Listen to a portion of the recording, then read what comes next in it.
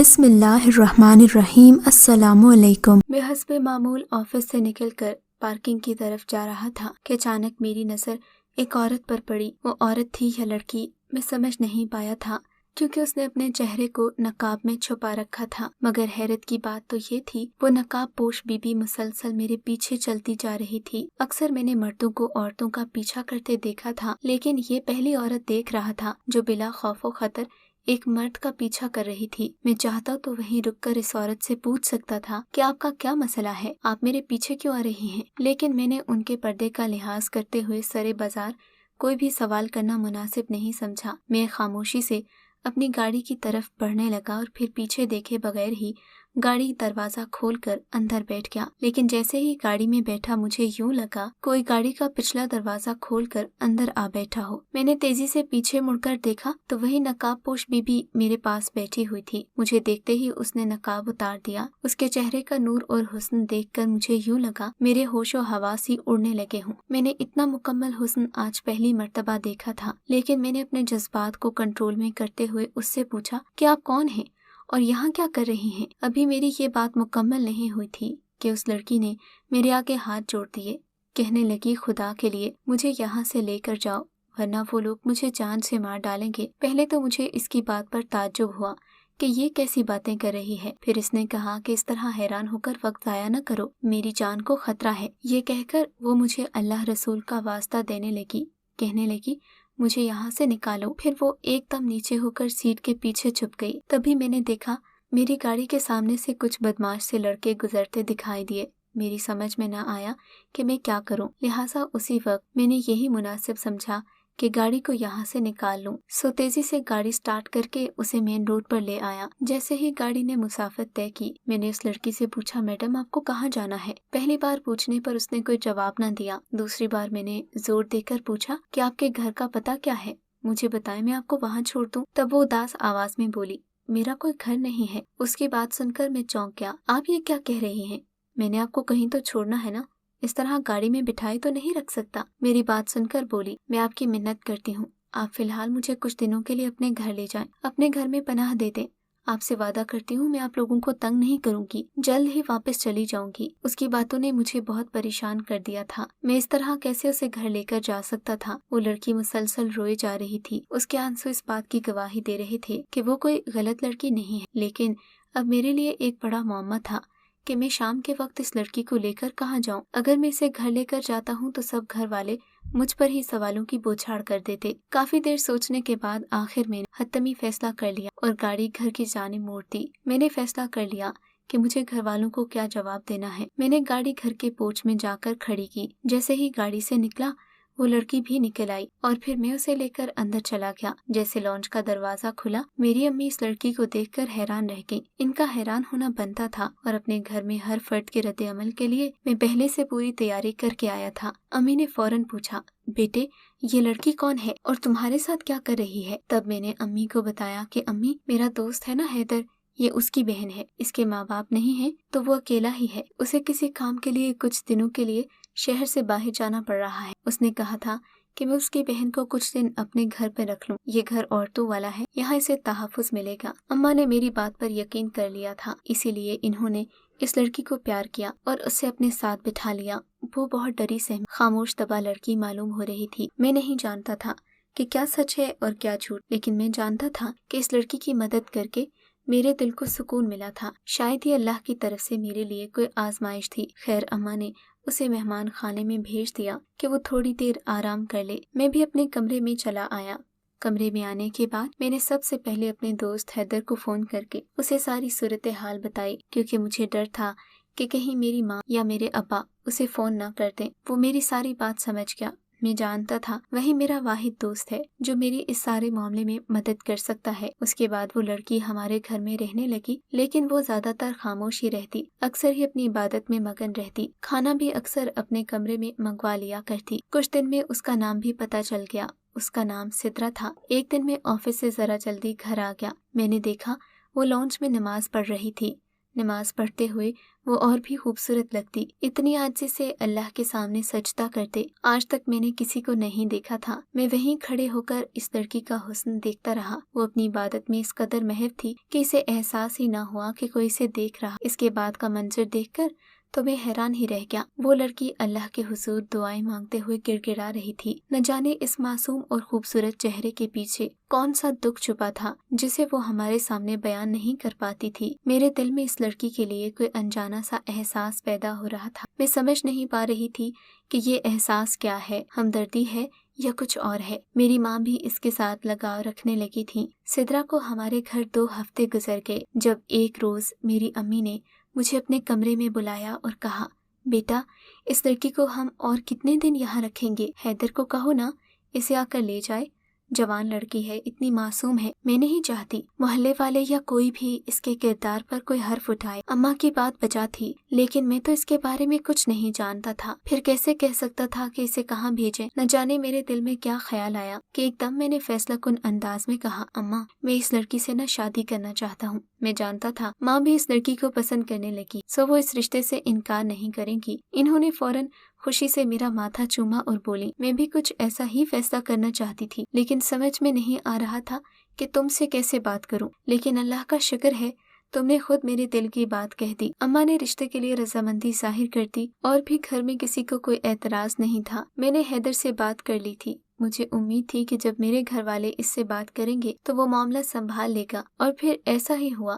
اس نے میرے گھر والوں کو مطمئن کر لیا اور انہیں یہی بتایا کہ میں کام کے سلسلے میں بیرون ملک جا رہا ہوں، میری واپسی چند ماہ بعد ہوگی، اس لیے اس سے بہتر اور کیا ہو سکتا ہے کہ میری بہن کو ایک مستقل آشیانہ مل جائے۔ اس کا یہ فیصلہ سن کر میرے گھر والوں میں خوشی کی ایک لہر دوڑ گئی، لیکن میرے دل میں ابھی بھی ایک کسر باقی تھی۔ میرا دل چاہتا تھا کہ کسی طرح سدرا سے خود بات کروں، اس کی پسندیدگی جانوں۔ ایک دن اماں کام سے گئی ہوئی تھی، میں خاموشی سے اس کے کمرے میں چلا گیا۔ مجھے دیکھ کر وہ بہت چونک گئی۔ میں نے کہا، آپ پریشان مت ہو، میں آپ سے ایک ضروری بات کرنے آئی۔ وہ میری جانب سوالیہ نظروں سے دیکھنے لگی۔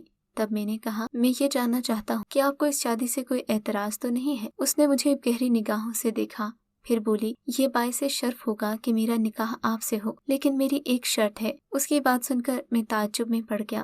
تبھی وہ بولی، میں آپ سے شادی ایک شرط پر کروں گی، اگر آپ مجھ سے یہ عہد کریں کہ زندگی میں چاہے جو بھی موڑ آ جائے آپ مجھ سے کبھی بھی میرے ماضی سے متعلق سوال نہیں کریں گے۔ مجھے اس چیز پر کوئی اعتراض نہیں تھا، کیونکہ میں اتنی تو سوجھ بوجھ رکھتا ہی تھا کہ مجھے ان چیزوں سے کوئی فرق نہیں پڑتا تھا۔ میں نے اس سے وعدہ کر لیا کہ میں اس کے ماضی کے بارے میں کبھی نہیں پوچھوں گا۔ پھر ایک درمیانی سی تقریب میں ہمارا نکاح کچھ ہی دن میں ہو گیا۔ ہم نے ہنسی خوشی نئی زندگی میں قدم رکھا۔ شادی کے بعد وہ بھی بدل گئی۔ پہلے کی طرح وہ اداس اور خاموش نہیں رہتی تھی، بلکہ اکثر اس کے چہرے پر ایک مسکراہٹ نظر آتی۔ ویسے تو ہماری زندگی نارمل تھی، لیکن ایک عجیب بات تھی کہ سخت گرمی میں بھی وہ اپنے اوپر رضائی ڈال کر سوتی، اکثر 2 گھنٹے تک رضائی سے اپنا منہ باہر نہ نکالتی، اور جب منہ باہر نکالتی تو اس کا جسم پسینے سے شرابور ہوتا، آنکھیں سوجی ہوئی ہوتی۔ میں نے کئی بار کوشش کی کہ وہ کام نہ کرے، لیکن وہ کہتی کہ مجھے رضائی ڈال کر سونے سے سکون ملتا ہے۔ میں بھی خاموش ہو جاتا، کیونکہ میں اسے کوئی بھی کام کرنے کے لیے مجبور نہیں کرتا تھا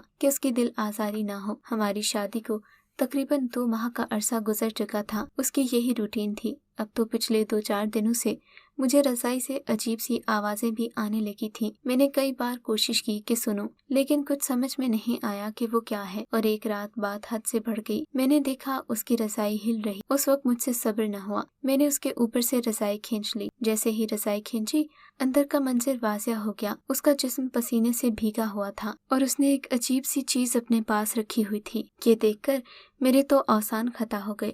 سوچ بھی نہیں سکتا تھا کہ میری بیوی اس طرح کی ناپاک حرکتیں بھی کر سکتی ہے۔ میں نے اسی وقت اسے بالوں سے دبوچ لیا اور کہا، یہ سب کیا ہے سدرا؟ تم اپنے آپ کو بڑی نیک اور پارسا ظاہر کرتی ہو، پھر یہ سب کیا ہے جو تم روزانہ یہاں کرتی ہو؟ میرے لہجے اور غصے کو دیکھ کر وہ سہم سی گئی۔ اس نے ایک دم میرے آگے ہاتھ جوڑ دیے اور بولی، خدا کے لیے مجھے معاف کر دو، میں نے کوئی گناہ نہیں کیا۔ تب مجھے اس کی ہٹ درمی پر غصہ آیا۔ میں نے کہا، یہ تم کیا کہہ رہی ہو؟ ایک تو تم نے اتنا غلط کام کیا کہ تم تو اسلام کے دائرے سے ہی خارج ہو، और ऊपर से तुम इस तरह के तेवर दिखा रही हो। मेरी जिंदगी में ऐसी बदकिरदार लड़की के लिए कोई जगह नहीं। अभी इसी वक्त मेरे घर से चली जाओ, कभी मुझे अपनी शक्ल मत दिखाना, मैं तुम्हें तलाक दे दूंगा। तब वो और बिलबिलाकर रोने लगी, मेरे पैरों में गिर गई और बोली, मैंने कुछ गलत काम नहीं किया, मुझ पर ये जुल्म मत करो।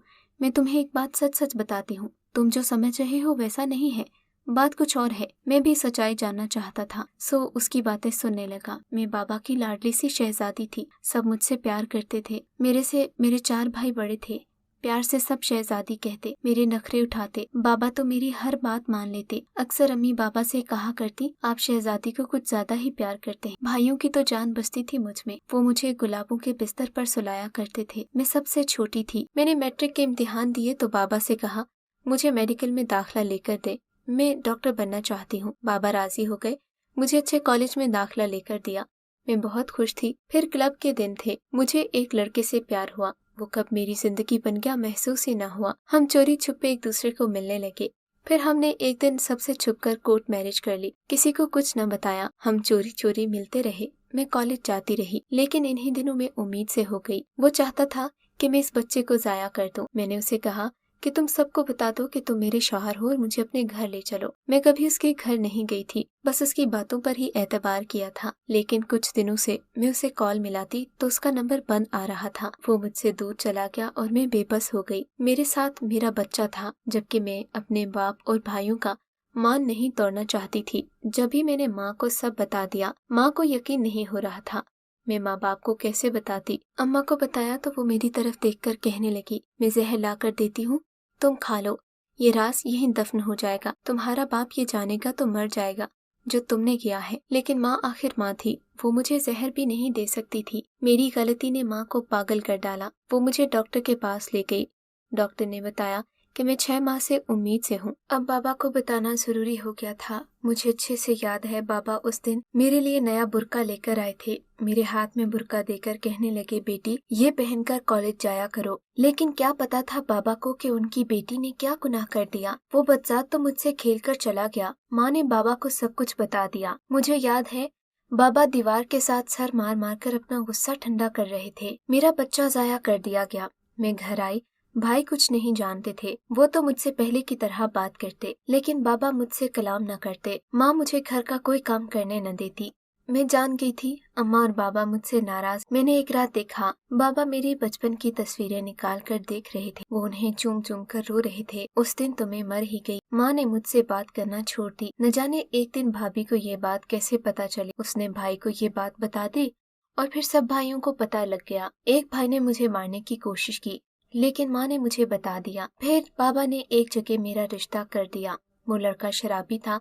वो शराब पीकर मुझसे जानवरों जैसा सलूक करता, मुझे मारता पीटता। लेकिन क्या करती, बाबा ने कहा था मर जाना, हमारे पास वापस ना। मेरा शौहर मुझे बहुत मारता, मैं कहाँ जाती। फिर एक दिन बेबस होकर बाबा के पास चली गई। मेरे चेहरे पर जख्मों के निशान थे। मैंने रोते हुए कहा, बाबा अपने हाथों से मुझे मार दे, लेकिन उस जालिम शख्स से बचा ले। बाबा मुंह मोड़कर चले गए।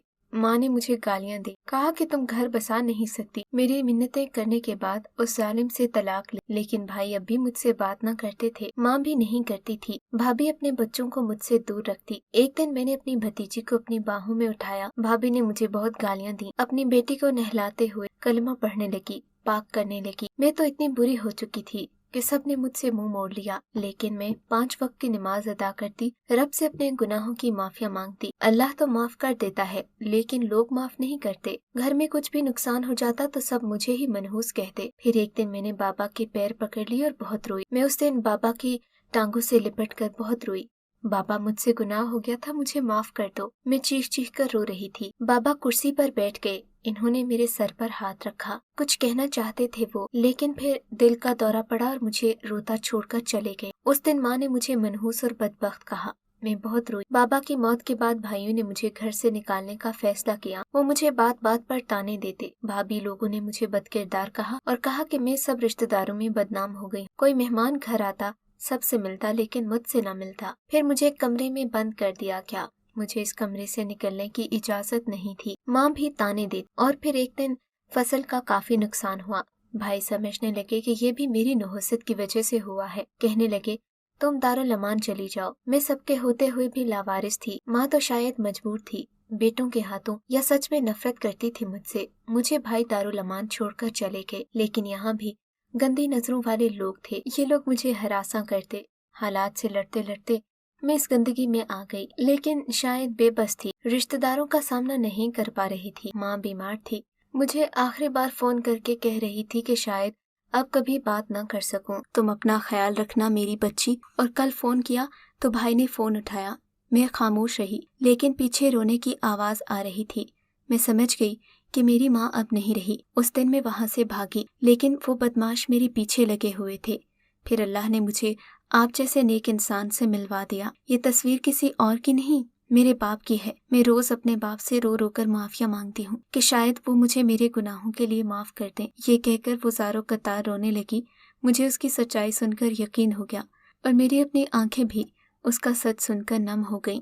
मैंने उसी वक्त उसके आंसू साफ किए और उसे दिलासा दिया, क्योंकि उस वक्त मेरा दिल गवाही दे रहा था कि ये लड़की मासूम और बेकसूर है। वो रात उस पर बहुत भारी गुजरी और मैंने उसके जख्मों को कुरेदा था। उसके बाद मैंने कभी उससे कोई सवाल नहीं किया कि वो रज़ाई में अपने बाप की तस्वीर रखकर क्यों रोती थी। अब हम दोनों एक मुतमईन और खुशहाल जिंदगी गुजार रहे हैं।